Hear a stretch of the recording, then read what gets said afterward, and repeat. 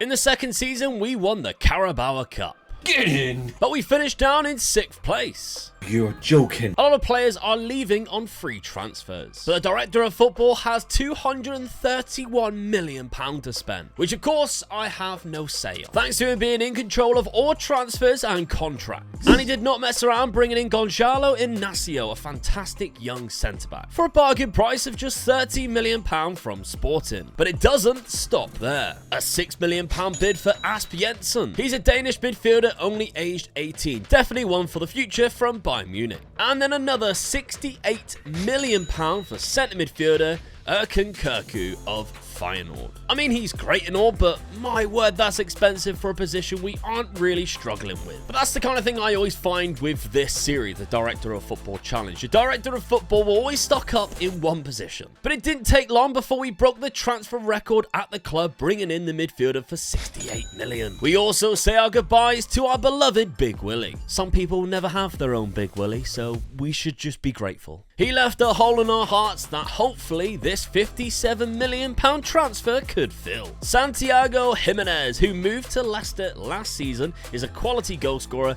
and is also wanted by Man United. After his £30 million move on deadline day last year, he scored 15 goals in 25 games in the Premier League. But our first game of the season is here already. I'll talk about the tactic in a bit because I left it on whether we should change, and I tried loads of different tactics, so we'll get to that. For now, we're rocking a formation we used in Season 2 January, and we took the lead through Souček, but Man United caught us on the counter in the 84th minute and then ripped us open for Rashford to score. However, in the 93rd minute, Souček scored another header from a corner. Apparently, they patched that corner routine. We couldn't score at all against Middlesbrough and lost 2-0. We got the Santiago Jimenez deal completed just in time for the next match though, against Arsenal, where we tried a new narrow diamond formation, and it did not start well, although our defending was abysmal in this match, and Arsenal took the lead. They made it 2 from the penalty spot, but something positive as Jimenez was played through. He squared it across to Isak, who scored. But once again, our terrible defending let us down, and Arsenal won the game 3-1. So, what did my director of football do? He signed another striker. Sorry. What? Now, don't get me wrong, £33 million for Gonzalo Ramos is a bargain, by the way. This guy is awesome, but we now have 4 really good strikers to choose from. Wolves are livid that we keep signing these Portuguese players as well. We also sold Douglas Santos, who has become redundant since Gutierrez was brought in January. He went for £14.25 million, taking our outs total to £31.5 million. But it's on the ins, it's a little higher, £165 million in 2 months. Who do we think we are? Chelsea? Am I right? No? Okay.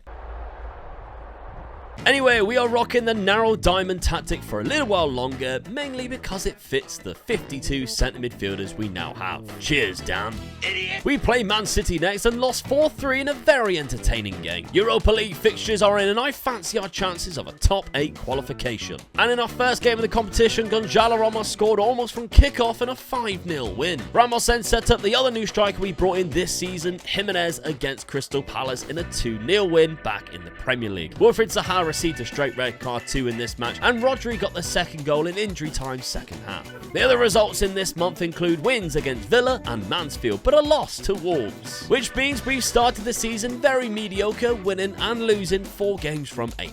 So I changed the tactic and I went 3 at the back. Fast forward a couple of months and Ramos is banging in hat-tricks against Leeds. We also scored 4 past Southampton and another 4 goals away to Everton. I like it. But we also lost to Chelsea and Liverpool at home. I'm not feeling the pressure now. You cannot put pressure on me. No chance. But with 9 games in total in December, it didn't stop us from getting 6 wins and 1 draw in the Premier League. And that then shoots us back up the league, joint on points with City in 4th place. Speaking of Man City, they knocked us out of the Carabao Cup at the quarter-final stage. And it was a perfect performance in the Europa League so far. 6 wins from 6 and no goals conceded, including a fantastic 3-0 win against the kings of this competition, Sevilla. The first 2 goals coming from Santiago Jimenez, but both assisted by his Swedish strike partner Isak, whose fantastic pressing on the Sevilla defence led to him getting his own goal and man of the match. And the wins and clean sheets continued with a 6-0 against Qarabağ and a 96th minute 1-0 winner away to Roma. No surprises that we finished top of the league phase of Europa League with a 34 plus goal difference. The new year in the Premier League started by dropping 2 points when Arsenal scored from a corner in the 91st minute. It was also a late goal from the spot against Chelsea that unfortunately knocked us out of the third round of the FA Cup, taking the 3-2 defeat. Window is open again though, and the director of football is making some offers. Dan Ulic is a great Austrian defender who mainly sits at centre-back but can cover many different positions. Again, you can't argue with a £20 million price tag. And he's in the door, ready for some game time. We also accepted a loan-to-buy bid for St. Maximum, but he's refusing to leave. Cheers, Jeff. With the transfer window now closed, a trip to Spurs proved difficult for us and we take another loss. But in a short month with only 3 games, we had back-to-back 3-2 wins. And a round of 16 draw for the Europa League pits us against Braga of Portugal. We continued our incredible performance in the competition, winning the first leg away from home 3-0 with goals from Isaac, Jimenez and Todibo from a corner. And that gave us a relaxed home leg in which we still put them to the sword in a 4-0 win. It might have played a part in our league form though, as during March we went from winning 7-0 before the Europa League tie to drawing both after, with Chelsea and Liverpool next. We know it's going to be very tough. But we still sit in third place thankfully, and it's French side Nice in the quarterfinals of the Europa League. Again, the first leg was away from home, but we still struck first when Isaac scored in the second minute. However, our run of not conceding a goal finally came to an end when Diop put the ball away. Thankfully, it didn't affect the result too much because we scored right before half-time, and Isaac got his second soon after that,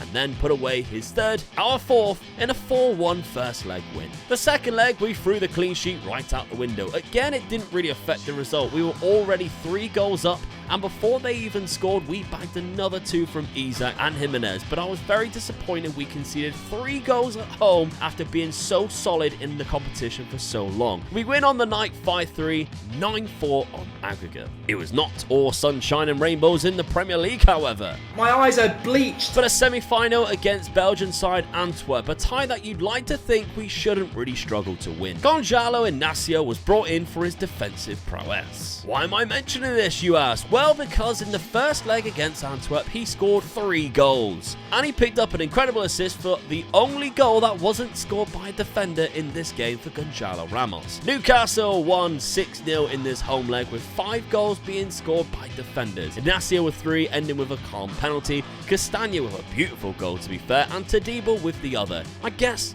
we are going to the final then. Ah yes, can definitely confirm that is happening. And we will be facing Italian side Atalanta in the final as they defeated Aston Villa 2-1 across both legs. Back to the league, and probably the most exciting match we have had all year happened at Ellen Road, where we scored within 3 minutes. Robin Koch then equalised for Leeds just 20 minutes gone, but you know the old saying that you're most vulnerable right after you scored, and we put ourselves back in front just a minute later. A tight game all the way through until the end, as Leeds then found a way to equalise for the second time through Jack Harrison right before injury time in the second half. But instead of being gutted for dropping 2 points, we went and scored a 92nd minute winner from Kirku, and then decided to get a 4th in the 96th minute as well. Hilariously, the team that didn't make the Europa League final, Villa, then put 3 goals past us in the first half, destroying us and making our solid as cement defence look like we were crumbling. And not really the time of the season to be doing that when you're pushing for top 4 and have a cup final coming up. All the bloody resistance of a poppadom catching a bowling ball. Another 4 goals conceded in the first half against West Ham. What has happened to us? I just want it to stop. We then played a kind of rotated Manchester City side in the last game of the season and opened the scoring from a goal of the season contender by Thomas Souček. Trippier then smashed in a free kick, and all of a sudden we were back to playing incredible football and our confidence was back. They did score 2 goals on the night, but by half-time we kind of put the game to bed with some fantastic goals and playing like a team full of confidence heading into a cup final. Europa League final time now, and not the best of starts for Newcastle when Atalanta's attack down our right-hand side resulted in a cross deflecting up in the path of Malinowski to fire home. Thankfully, the Newcastle fans weren't made to worry too long before the equaliser came through shadow striker Kirku. He was having a whale of a time in the final as he also picked up the second goal for Newcastle, putting us 2-1 ahead. But on the stroke of half-time, we got caught again, and it was the same player who gave them the initial lead who then equalised. 2-2, game on. In the second half though, would you believe it, Kirku was there again to make it 3-2. He then took a penalty and scored his 4th of the game, 4-2 in the 96th minute. And just to guarantee the honour of us winning the Europa League, Santiago Jimenez scored a 5th to make it 5-2 on the night. And Newcastle are your Europa League champions. Good job we won it too, really, because we finished in 5th place in the league, so it kept my job. In Season 4, our Director of Football has another £200 million to spend. But I must admit, I am tempted to fire Dan Ashworth and bring in a different Director of Football. What are your thoughts? Shall I bid him off and try somebody new for the last 2 seasons? Let me know down in the comments section and find out in the next episode.